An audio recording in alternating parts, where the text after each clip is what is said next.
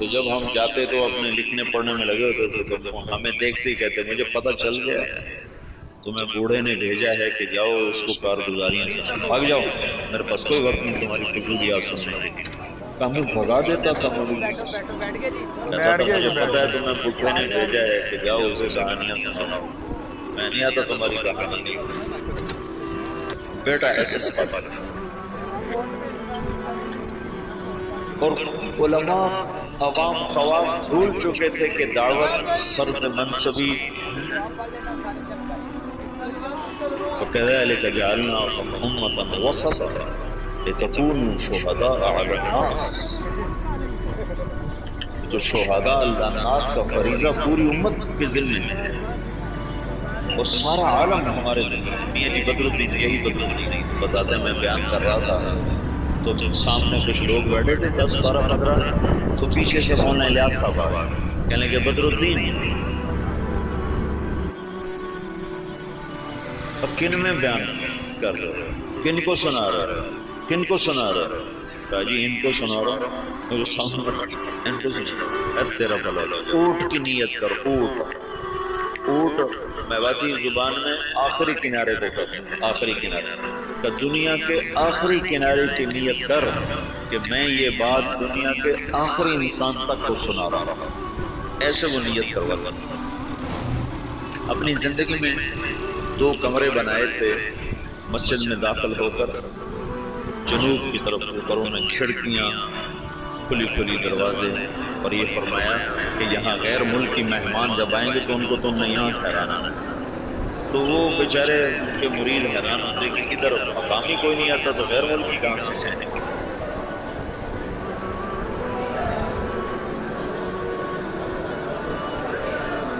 یہ جی دین محمد تھے جو حضرت مولانا الیاس صاحب کے ابتدائی حکام میں تھے، اور جو جماعت مولانا الیاس صاحب نے حضرت تھانوی کے خانقاہ تھانہ بھون بھیجی تھی اس میں جو اس جماعت میں ان کی تشریح تھی۔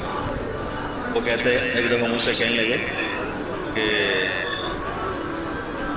مولوی صاحب ہمیں حضرت جی کہتا تھا تم امریکہ جاؤ گے، امریکہ، تو ہم تو اتنے سیدھے سادے دیہاتی تھے کہ ہم یوں سمجھتے تھے امریکہ دلی سے آگے کسی شہر کا نام ہے، دلی سے آگے کسی شہر کا نام ہے جو ہمیں کہتا ہے کہ تم امریکہ جاؤ گے، کہ تمہیں بعد میں پتہ چلا وہ تو دنیا ہی اور ہے جہاں کہتا تھا تم جاؤ گے۔ تو جہاز کچھ نہ کچھ اس زمانے میں چل گئے تھے، تو کبھی اوپر سے کوئی جہاز گزرتا تو اس کو میواتی میں کہتے تھے اڑن پھٹولا، تو مولانا الیاس صاحب کہتے تھے اڑن پھٹولوں میں تم تبلیغ کرنے جاؤ گے۔ تو ہم تو گدھوں پہ سوار ہونے والے تھے، ہم کہیں مولی الیاس ہمارا مذاق اڑاتا ہے کہ ہم تو گدھوں پہ سوار ہونے والے، ہم اڑن پھٹولوں میں کہاں بیٹھیں گے، تو اللہ نے ان کو اڑن پھٹولوں میں بٹھایا۔ تو ابتدائی ادھر 1926 میں 1918 میں مولانا الیاس صاحب آ کر بیٹھے ہیں، اور 1918 میں برطانوی فوجیں مشرق وسطیٰ میں داخل ہوئی اور 1919 میں شام فتح ہوا۔ فرانسیسی فوجوں نے شام کو فتح کیا اور شام کو 3 حصوں میں تقسیم کر دیا، ایک کا نام سوریہ رکھا، ایک کا نام لبنان رکھا، اور ایک کا نام اردن کر دیا، اور شام کو 3 حصوں میں تقسیم کر دیا۔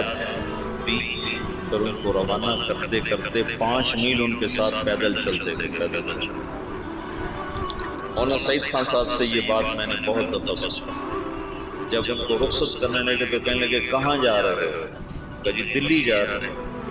کہنے لگے نہیں، لندن پہ چوٹ پڑ گئی، امریکہ پہ چوٹ پڑ گئی، ساری دنیا میں ہدایت کا فیصلہ ہو گیا۔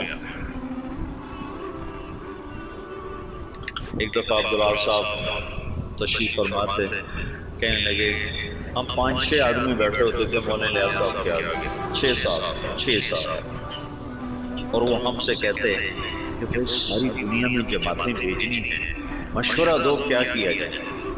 تو ہمیں خیال آتا ہے کہ مولانا صاحب بیچارے کتنے پاگل دیوانے ہیں، اور شیخ چلی کی باتیں کرتے ہیں کہ ہم 6-7 آدمی بیٹھے ہیں اور ہمیں کہہ رہے ہیں کہ ساری دنیا میں جماعتیں بھیجنی، مجھے مشورہ دو ہمیں کیا کرنا چاہیے۔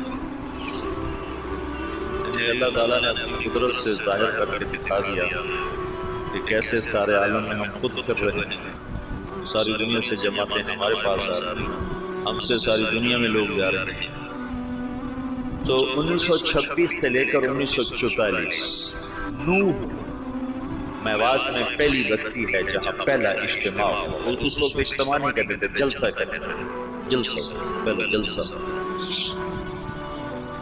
اور سگا بیٹا محمد یوسف اکلوتا سخت مخالف، وہ کہیں یہ کیا پاگلوں کا کام شروع کر دیا۔